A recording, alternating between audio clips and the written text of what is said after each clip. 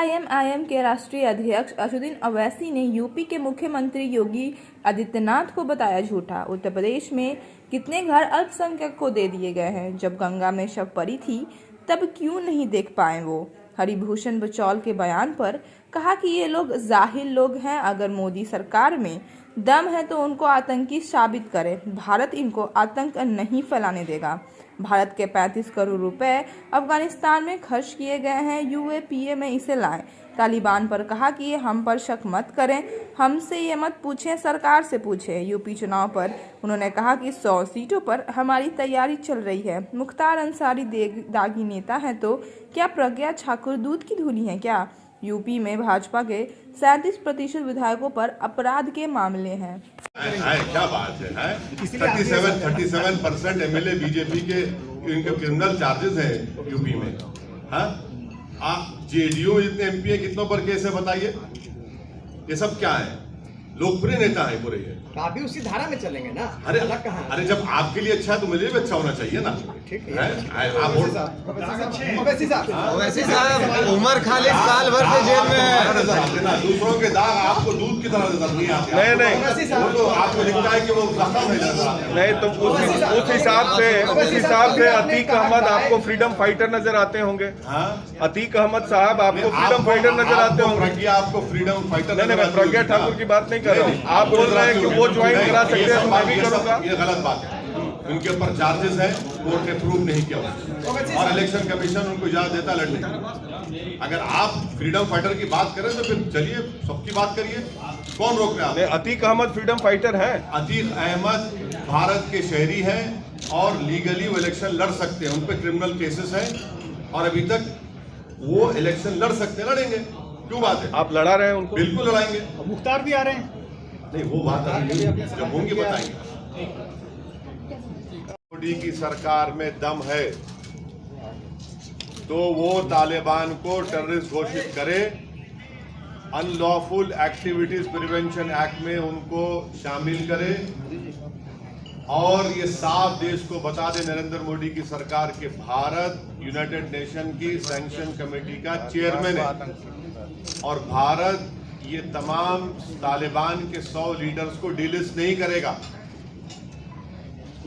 Delist. उनको assurance दे मुल्क को।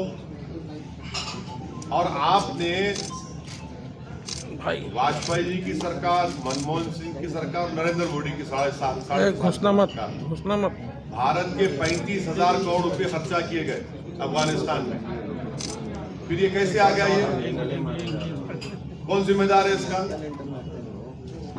आप बताइए ना इन चीजों को।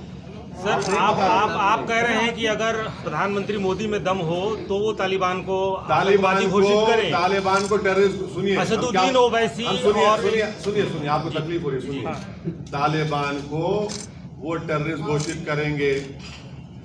आप हमसे सवाल कर रहे हैं ना, आप घोषित करिए ना। यूएपीए में लाइए। यूनाइटेड नेशन की सैंक्शन कमेटी में तमाम के तमाम लोग टेररिस्ट को डिक्लेयर कर दिया गया है।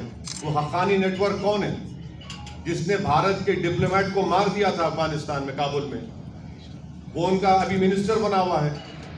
तो आपको कौन रोक रहा है, आप सत्ता में है ना।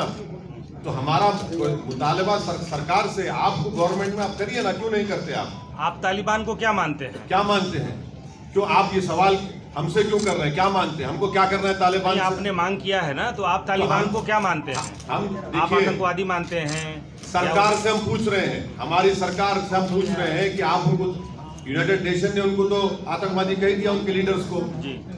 आपने अब तक उनको यूएपीए में लिस्ट में क्यों नहीं डाला फिर? और ये इनके जो ये रिकॉर्डिंग कंपनी के जूक बॉक्स हैं, बक करते रहते हैं बकवास। अरे तुम्हारी सरकार को बोलो ना जाके। सर लेकिन तालिबान को आप क्या मानते हैं? अपना स्टेटमेंट आपसे सवाल है ना, आप तालिबान को क्या मानते हैं? आप सरकार से सवाल कर रहे हैं, हम तो आपके प्रेस कॉन्फ्रेंस, हम आपसे सवाल कर रहे हैं। आपने हमसे पूछा कि किसी बीजेपी के नेता ने तालिबान के बारे में हमसे ये कहा है हमारे बारे में। अरे भाई क्या हर मुसलमान इनको तालिबान नजर आता है क्या? आपकी तालिबान को क्या मानते हैं? तालिबान को हम शुरू से कह रहे हैं, 2013 से मैंने पार्लियामेंट में स्पीच कहा, 2015 में कहा, 2016 में कहा और जब ये CAA का बिल पास हुआ था, मैंने कहा ये बहुत बड़ी स्ट्रेटेजिक गलती कर रहे हैं आप। तालिबान आएगा, आप इसको CAA के कानून को आप रिलीजियस न्यूट्रल बनाइए। और बनाने क्या स्पीच सुनिए जाके पार्लियामेंट में हमारी। हमने कहा कि कल आपको ताजिक को, हजारा को, उज़्बेक को, तुर्कमेन को आप भारत में सिटीजनशिप दे पाएंगे? अफगानिस्तान में आ रहे हैं वो लोग। आपने अपना स्ट्रेटेजिक बहुत बड़ा ब्लंडर कर दिया वहां पर। ये आपने क्या? अरे ये देखिए, तालिबान से असदुद्दीन ओवैसी को क्या करना है? क्या करना है हमको? आप ये आपके दिमाग शक करते हैं हम पर। इस तरह का सवाल करना आपका शक नहीं, आपका शक करना सवाल है। बिल्कुल शक करना है। ये शक नहीं है, ये सिर्फ सवाल है। मैं ये सिर्फ एक सवाल है। साहब आपने सरकार से सवाल किया, इसलिए हमारा आपसे सवाल था। आपका नजरिया पूछा जा रहा है। अरे नजरिया संविधान का है हमारा, भारत का संविधान के ऊपर बोल लिए ओवैसी साहब ये बताइए कि तालिबान हमको मुल्क से, भारत से मतलब, हमको दूसरे पड़ोसी क्या मतलब? हमको नजरिया क्या है? क्या नजरिया? कौन सा नजरिया? हमारा नजरिया संविधान का है। हमारा नजरिया कॉन्स्टिट्यूशन का है। इसी संविधान के नजरिए से आप क्या मानते हैं, ये तो बता दीजिए। इसी संविधान के नजरिए से सरकार को तय करना। नहीं, ओवैसी साहब ये बताइए। अच्छा, इसी संविधान के नजरिए से भारत सरकार को तय करना है कि वो टेररिस्ट ऑर्गेनाइजेशन में शामिल करेंगे नहीं करेंगे। और ये संविधान के नजरिए से हमको पूरा हासिल है कि हम अपने मजहब पर चले। हम भारत के शहरी हैं।